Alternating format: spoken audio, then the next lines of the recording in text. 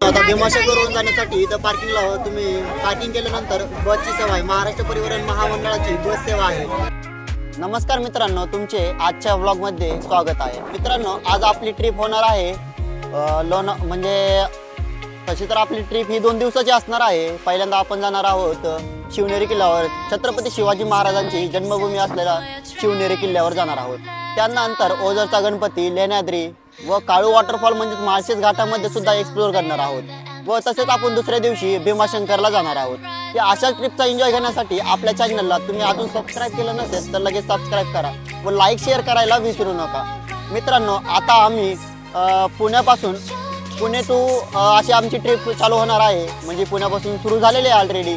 आता आम्ही सध्या चतुर्थी हॉटेलला नाश्ता केलेला आहे, म्हणजे ब्रेकफास्ट केलेला आहे। पण एवढा भारी हॉटेल व हॉटेलचा लुक बघूनच आम्हाला एवढं मन प्रसन्न झालेलं आहे।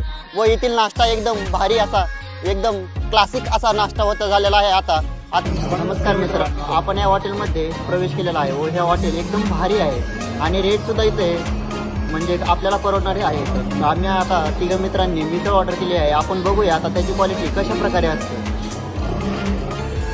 मित्रांनो, तुम्ही बघू शकता या मिसळमध्ये आपल्याला काही स्नॅक्स, टोमॅटो, काकडी व पाव आणि इथं दही सुद्धा व जामन सुद्धा भेटलेला आहे। म्हणजे आपल्याला या प्रकारे इथं चांगली मिसळ दिलेली आहे त्यांनी आणि टेस्ट सुद्धा 1 नंबर आहे। आणि तुम्ही हॉटेल सुद्धा पाहू शकता हे कशा प्रकारे आहे।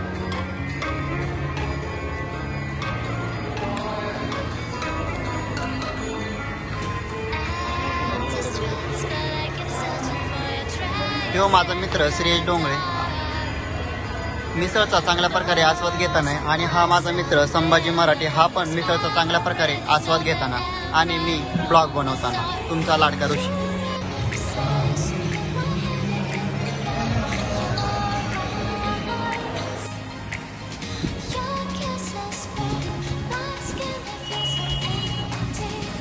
आता आम्ही पुढच्या प्रवासासाठी निघलेलो आहोत। चला, त्यामुळे तुम्ही संपूर्ण व्हिडिओ पहा।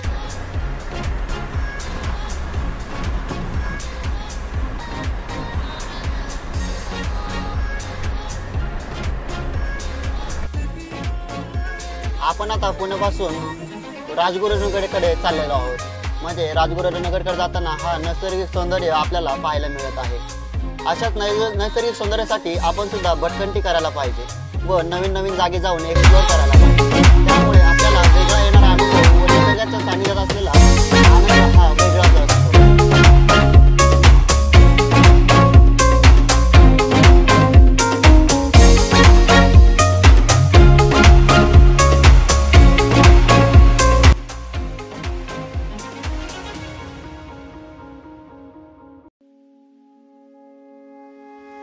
नमस्कार मित्रांनो, बघा तुम्ही आता सीएनजी साठी एवढी लाईन लागलेली आहे। आपण गाडी सीएनजी ची घेऊन आलेलो आहोत। आता अर्धा प्रवास आपला सीएनजी च्या गाडीवरच चालू आहे। म्हणजे ज्यावेळेस आपण सीएनजी संपली, सीएनजी पेट्रोल पंप आला की लगेच मित्र म्हणणार चला सीएनजी भरून घेऊया पहिले, नंतर बघू आपण कुठे फिरायचं। तर हे अशा प्रकारे मजा करण्यात ना वेगळीच खरंच मजा असते बरं का।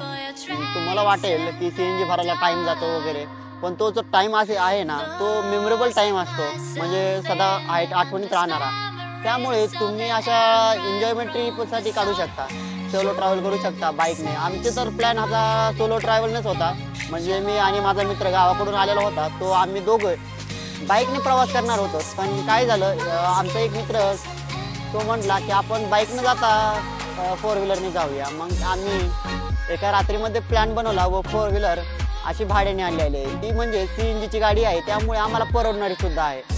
असा पण आम्हाला खर्च तेवढाच आला असता व असा सुद्धा तेवढाच खर्च येतो। व पावसा पाण्यासाठी आम्ही सेफ म्हणजे 4 व्हीलरच्या गाडीने जाणार आहोत। मित्रांनो, आमच्या प्लॅनमध्ये थोडासा चेंजेस झालेला आहे। आम्ही पहिल्यांदा शिवनेरी किल्ल्यावर छत्रपती शिवाजी महाराजांचा जिथे जन्म झाला तिथे जाणार होतो। पण आम्ही काही प्लॅनमध्ये चेंजेस करत पहिल्यांदा भीमाशंकरला जाणार आहे, त्यानंतर शिवनेरी किल्ल्याला भेट देणार आहे व ओझर, तसेच दुसऱ्या दिवशी काळू वॉटरफॉल असा आमचा प्रवास होता। आता त्यामध्ये आम्ही भीमाशंकरला 11 वाजता, आता सकाळचे 11 साडे 11 वाजलेले आहेत।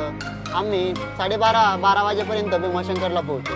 तुम्ही बघू शकता घाटामध्ये पाऊस चालू झालेला आहे व दोन्ही साईडने हिरवळ पाहायला मिळत आहे व पावसाने जोरदार अशी तुफानबाजी केलेली आहे।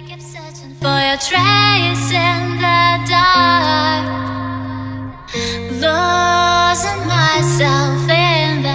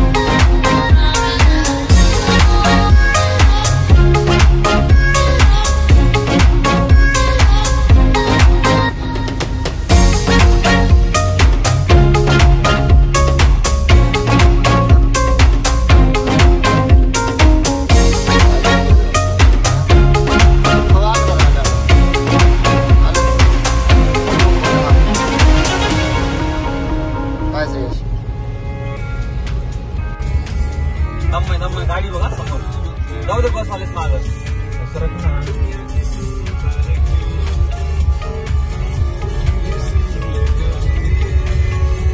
थांबता मी तर पास काढायचं आपलं.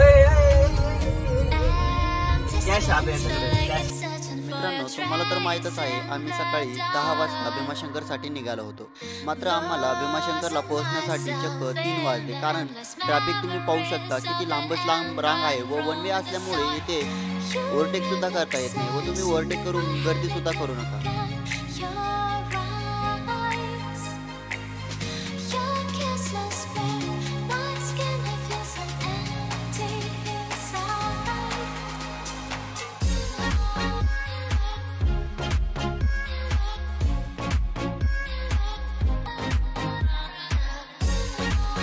आता भीमाशंकरवरून जाण्यासाठी इथं पार्किंगला तुम्ही पार्किंग केल्यानंतर बसची सेवा आहे. महाराष्ट्र परिवहन महामंडळाची बस सेवा आहे.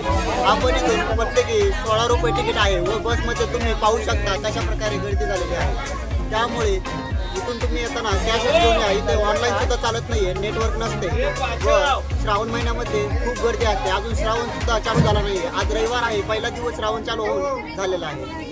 आता आपण बसमध्ये बसलो व घाटाचा रस्ता असल्यामुळे तुम्ही बाहेरील वातावरण तर पाहू शकता. सर्वीकडे असा पाऊसच पडत आहे, कंटिन्युअसली पाऊस चालू होता. कारण श्रावण महिन्यामध्ये इकडे भरपूर पाऊस पडतो. तुम्ही श्रावण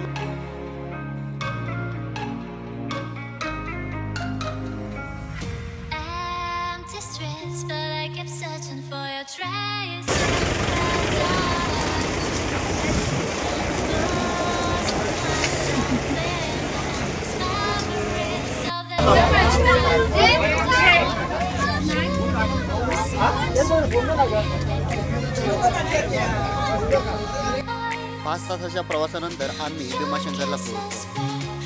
12 ज्योतिर्लिंगापैकी एक असणारा भीमाशंकर ज्योतिर्लिंग हा डोंगरात वसलेला आहे. जसं की केदारनाथ, बद्रीनाथ अशी डोंगरामध्ये आहे, तर तशा प्रकारे भीमाशंकर सुद्धा खोल डोंगरदऱ्यामध्ये बसलेला आहे. तुम्ही पाहू शकता की इथे किती प्रमाणात गर्दी आहे व सर्व लोकांनी रेनकोटच वेअर केलेले आहे. इथे तुफान पाऊस व वारे कंटिन्युअसली चालू असतात. इथे जेवणासाठी व्यवस्था नाही आहे, त्यामुळे तुम्ही येताना चांगल्या प्रकारे नियोजनच करूनच या. व सोमवार रविवार खूप गर्दी असते, कारण की सुट्टी वगैरे दिवस असल्यामुळे तुम्ही सुट्टीच्या दिवशी नाही आला तरी चालेल. दुसऱ्या दिवशी तुम्ही मंगळवारी किंवा दुसऱ्या कोणत्याही दिवशी येऊ शकता. मित्रांनो, तुम्ही बघू शकता अशा प्रकारे ही भीमाशंकरला गर्दी आहे व लाईन तर बघितली तर तुम्ही भरपूर 3 किलोमीटरची चक्कल रांग आहे. त्यामुळे तुम्ही सुद्धा येताना लवकर यावे. आणि तुम्ही आसपास बघू शकता तिथं पण दुकान आहे. अजून 1 किलोमीटर तुम्हाला कमीत कमी चालवावं लागेल.